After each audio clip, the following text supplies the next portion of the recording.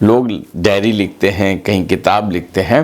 और ऐसे में ही दस्तक मीडिया को पूज्य प्रोफेसर डॉक्टर सुधीर मुखर्जी की धर्मपत्नी पूज्य कमला दीदी की कलम से लिखी हुई कुछ यादें हैं जो उन्होंने साझा की हैं।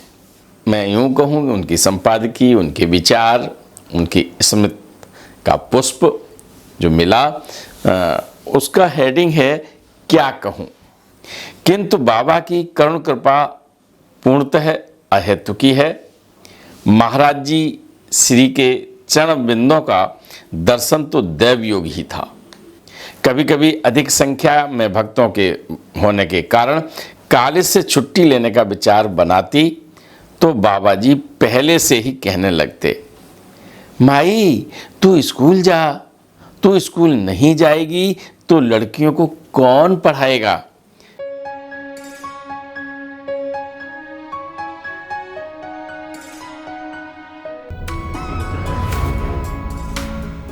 मित्रों नमस्कार, आप देख रहे हैं धर्मदृष्टि पत्रिका का यूट्यूब चैनल दस्तक मीडिया। मैं विनोद शुक्ल आपको सुनाता हूं बाबा नीम करोली की अद्भुत गाथाएं।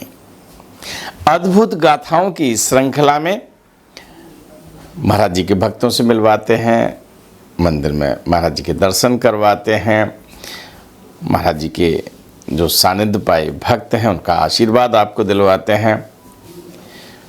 और प्रयास ये रहता है कि जो तथ्य आप तक पहुँचे वो प्रमाणित हो, है ना। पूरी छानबीन करता हूँ और छानबीन करने के बाद कहीं कोई त्रुटि होती है तो मैं उसका सुधार भी करता हूँ।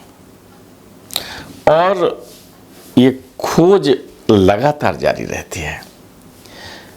अब इस खोज में एक नया हीरा मिला है। ऐसी यादें मिली हैं जिनसे मैं रूबरू तो नहीं मिल सकता, क्योंकि वो पंचतत्व में विलीन हो चुकी हैं, महाराज जी के चरणों में स्थान पा चुकी हैं। लेकिन उन्होंने जाते जाते अपनी यादें सजोई हैं। लोग डायरी लिखते हैं, कहीं किताब लिखते हैं। और ऐसे में ही दस्तक मीडिया को पूज्य प्रोफेसर डॉक्टर सुधीर मुखर्जी की धर्मपत्नी पूज्य कमला दीदी की कलम से लिखी हुई कुछ यादें हैं जो उन्होंने साझा की हैं। आज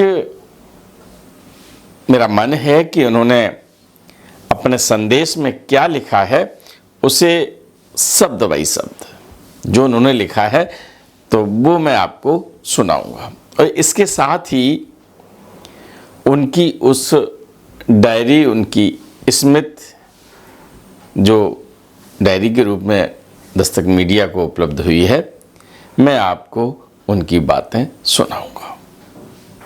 आज मैं यूँ कहूँ कि उनकी संपादकीय, उनके विचार, उनकी स्मृति का पुष्प जो मिला, उसका हेडिंग है क्या कहूँ।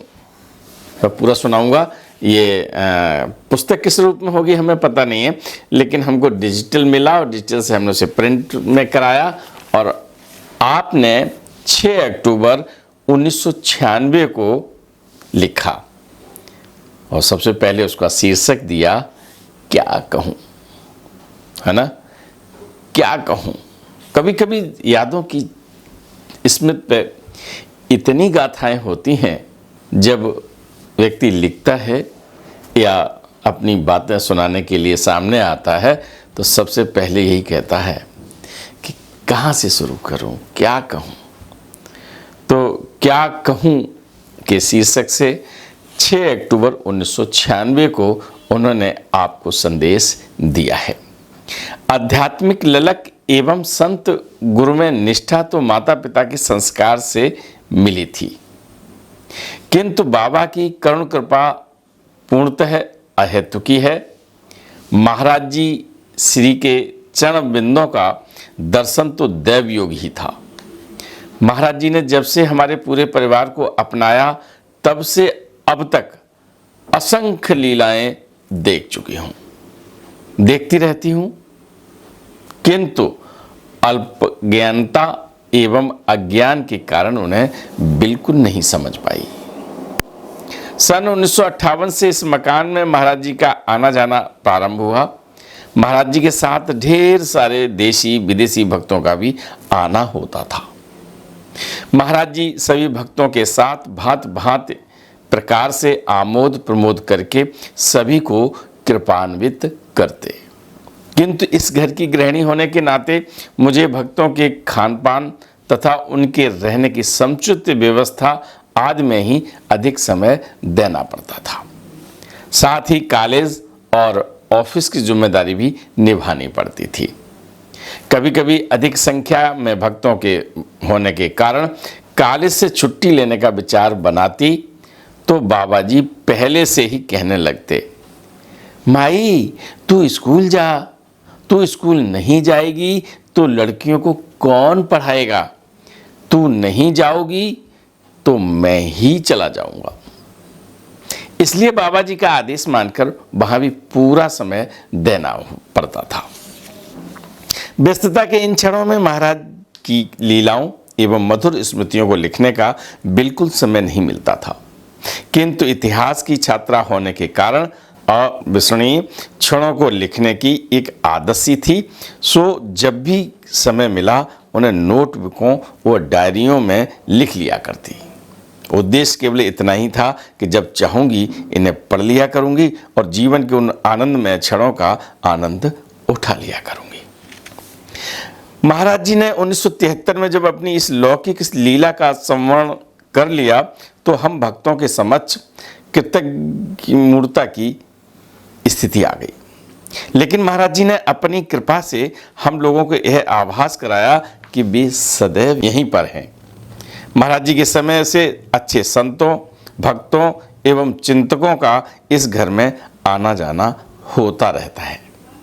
प्रोफेसर साहब के विदेश यात्राओं एवं उनकी पुस्तकों वाई हिज ग्रेस तथा नियर एंड डियर के प्रकाशन के पश्चात मेरी नोटबुकें एवं डायरियां भी कुछ भक्तों के हाथ लगी।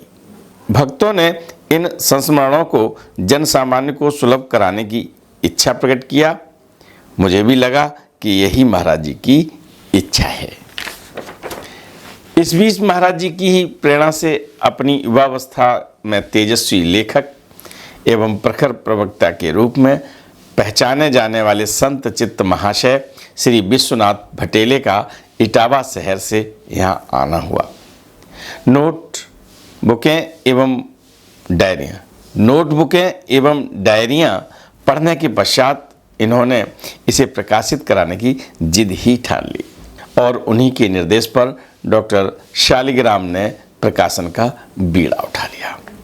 यदि ये संस्मरण सुधी एवं भक्तजनों को संतोष प्रदान कर संत भगवंत में प्रेम उत्पन्न करें तो मेरा सौभाग्य होगा। अभिव्यक्ति में किसी भी प्रकार की त्रुटि के लिए क्षमा भी चाहूँगी। कमला मुखर्जी, उनके हस्ताक्षर हैं इस पर, आप देख रहे हैं। तो ये डायरी दस्तक मीडिया को उपलब्ध हुई, पढ़ा। मैंने उन क्षणों को कमला दीदी के साथ जिया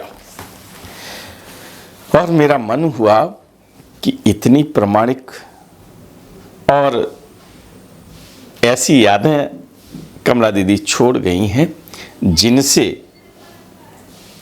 आपका भी एक तरह से साथ साथ जीना हो जाए, उनकी स्मृतियां आपके जेहन तक पहुँचे, ये मेरा मन है।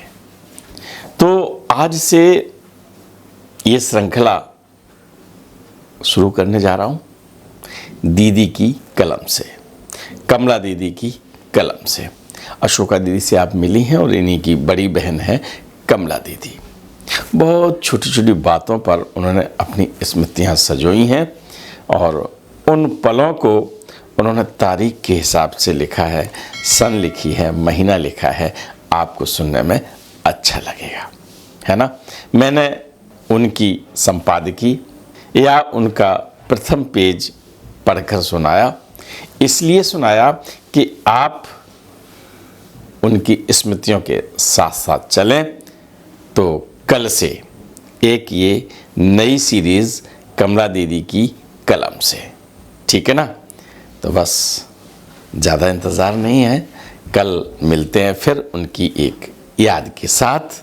तब तक के लिए आप हमें इजाज़त दीजिए। राम राम।